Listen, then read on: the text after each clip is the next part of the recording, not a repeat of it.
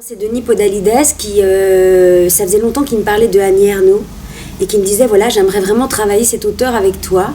Je ne sais pas très bien la raison, je pense qu'il se disait que voilà, c'était que en tant qu'actrice, je pouvais rencontrer cet auteur-là, en tout cas rencontrer sa langue.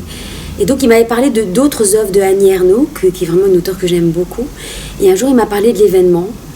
Et que je n'avais pas lu, et quand je l'ai lu, pour moi c'était une évidence que c'était sur celui-là que j'avais envie de travailler. Et elle parle du féminin, et je pense que beaucoup d'hommes peuvent être aussi sensibles, parce qu'elle parle de l'être humain face à des événements de la vie qu'on peut tous rencontrer à un moment ou à un autre. Et l'événement parle évidemment de son avortement qu'elle a vécu dans les années 60, où la loi interdisait l'avortement. On n'était pas encore à notre époque où on a cette chance de pouvoir vivre avec quelque chose qui nous paraît acquis, mais pas si acquis que ça. Il faut toujours être vigilant avec ce genre de choses. Et moi, ça m'a parlé sur l'universalité que ça avait. C'est-à-dire, je me suis dit, ah oui, mais l'avortement est quelque chose qui peut être remis en question, qu'on a des pays autour de nous, en Europe, où c'est remis en question, où des femmes meurent encore d'un avortement clandestin autour de nous. Et c'est quelque chose qui m'a touchée. Moi, j'ai jamais vécu d'avortement, mais je me disais, voilà, c'est quelque chose qui me parle dans la liberté de la féminité et cette solitude qu'elle a dû traverser face finalement à quelque chose qui lui était interdit et qui pourtant pour elle était nécessaire. C'est pas juste, voilà, une petite histoire, c'est une grande histoire dont elle parle. Et comment... voilà, on fait passer ça, c'est difficile, c'est ce qui n'est pas évident. Je n'avais jamais été seule en scène face à un texte comme ça.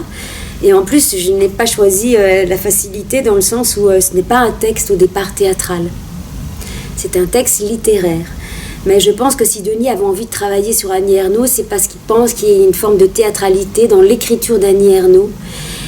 Mais ici, la difficulté que ça représente, c'est comment faire passer... Vous êtes vecteur de passage d'une langue. C'est-à-dire qu'il n'y a pas de personnage à incarner. Il faut juste faire entendre un récit, une langue. Donc quelque chose d'extrêmement simple.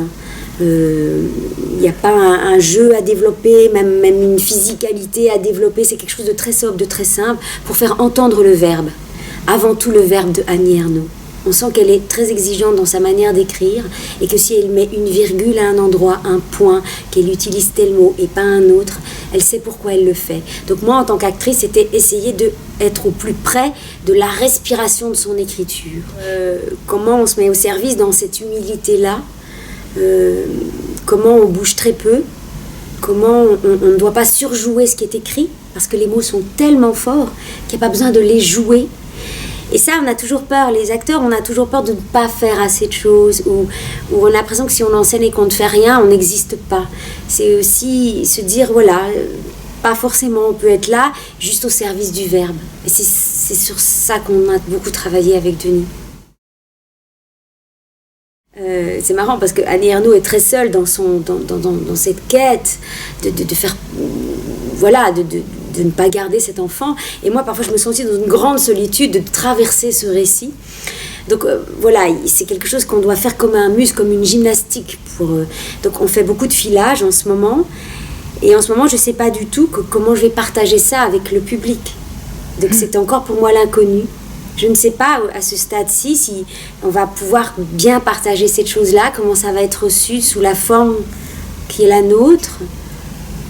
Et en même temps... Ma seule chose, c'est que je me dis qu'il faut que je fasse confiance à l'œuvre. Maintenant, je commence à avoir envie justement de voir comment on peut échanger ça avec un public. Oui, parce que vous avez besoin d'un regard. Même j'ai besoin d'être sur un plateau avec une salle parce que les regards ne seront pas les mêmes.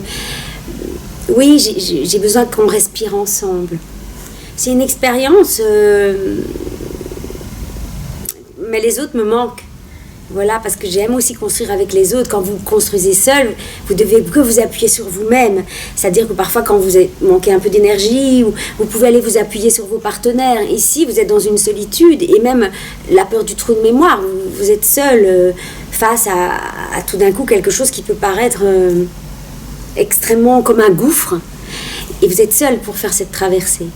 Donc moi je me rends compte aussi que c'est une expérience mais que j'aime bien être avec les autres. Voilà, ça c'est aussi la richesse de cette maison. Vous voyez, là parfois on ne joue que 10 fois et puis parfois on les joue très longtemps, en les laissant de côté, en y revenant. C'est ce que je pense j'aurais joué le plus longtemps dans le temps. C'est aussi une expérience de grandir, d'évoluer dans le temps avec des personnages. Forcément, je ne suis plus du tout la même personne qu'il y a 11 ans, mais en même temps, c'est la magie du théâtre. On peut encore les emmener avec nous, ces personnages, et continuer à les faire évoluer parce que nous-mêmes, on évolue dans la vie. Donc c'est extrêmement intéressant. Mais voilà, moi je sais pour moi que ce sera la dernière fois. Le premier, c'est le Malcours d'Audiberti, mis en scène par Andrzej Seweryn. Ça avait été vraiment quelque chose d'important, où justement on avait fait un travail sur le corps, et c'était un intérêt que j'avais. C'était un personnage magnifique.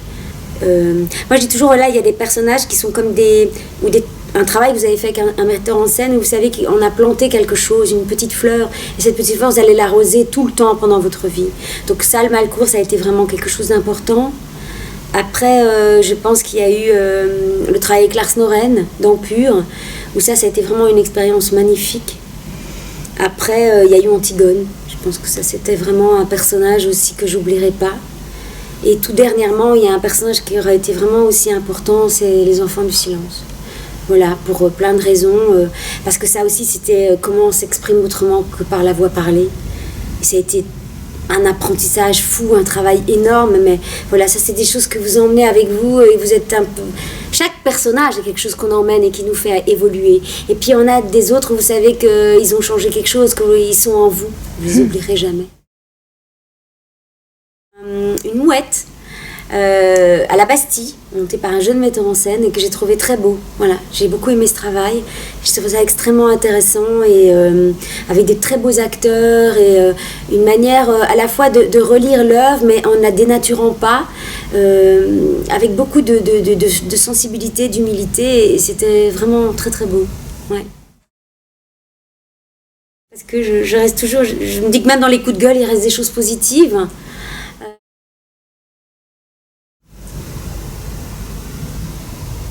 L'événement.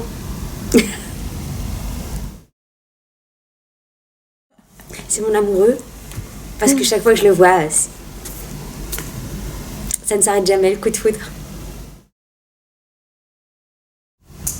L'esprit individualiste, et c'est quelque chose dont moi je souffre.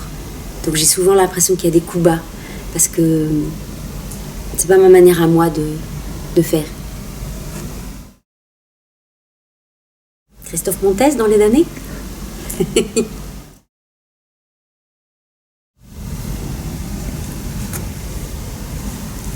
Les Diables Rouges. Mon pays, la Belgique.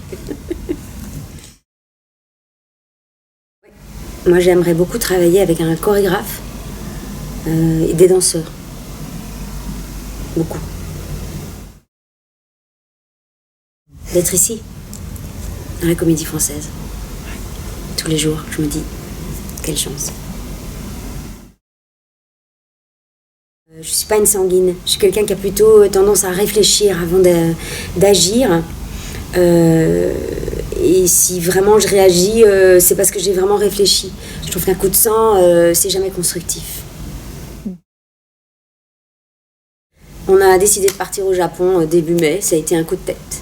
Enfin, un coup de... Ouais, on s'est dit, allez, on avait le temps. On fait un voyage. Qu'un chorégraphe me dise prends un congé et viens travailler avec nous. Ça serait un super coup de théâtre. Piano panier, piano panier, piano panier, piano panier, piano panier, piano panier, piano panier, piano panier. C'est dans la tête tout ça. C'est dans la tête.